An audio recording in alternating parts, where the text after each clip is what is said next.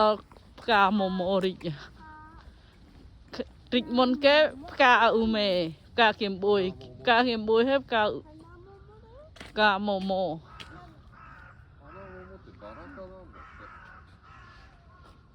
ផ្កាម៉ូម៉ូហើយផ្កាសាគូរ៉ាខ្លះក៏មានរីកដែរដោយពូជខាវ៉ាស៊ូសាគូរ៉ាអីរីកអស់ហើយ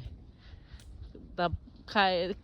មេឃសីតុណ្ហភាពលៀងក្តៅបន្តិចផ្កាចាប់ផ្ដើមរីកខែល្ងាចសល់តែដើមតងោលតោលដល់រដូវផ្ការីកចេញត្រួយមកផ្សិតតែផ្កា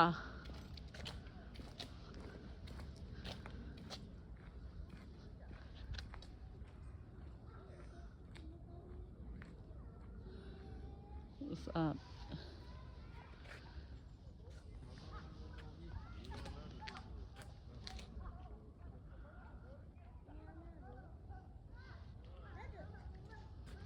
សួនច្បារធំមានភ្នំមានអី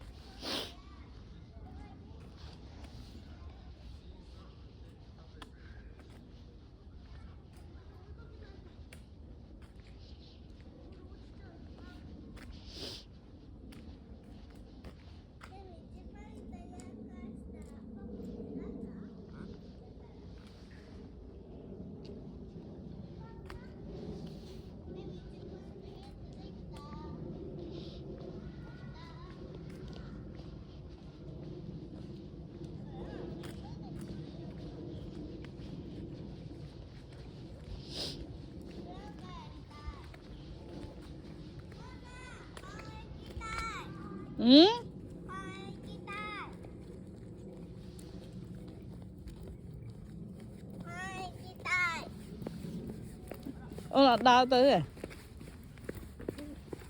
អត់ឃ្លានបាយទេ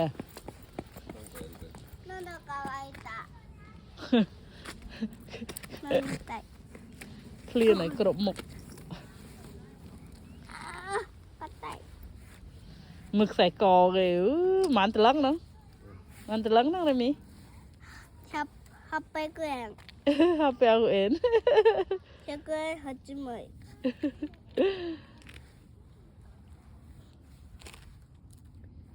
អាតែនេះបើនៅស្រុកខ្មែរវិញអាទឹកគេលក់តាមផ្លូវ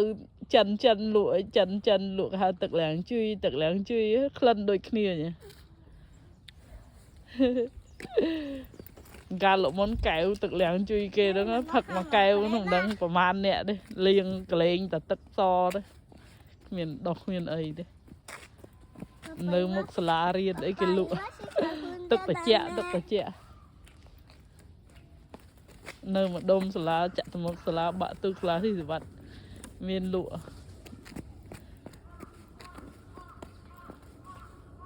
សំពិតតែប្រាំងសោះ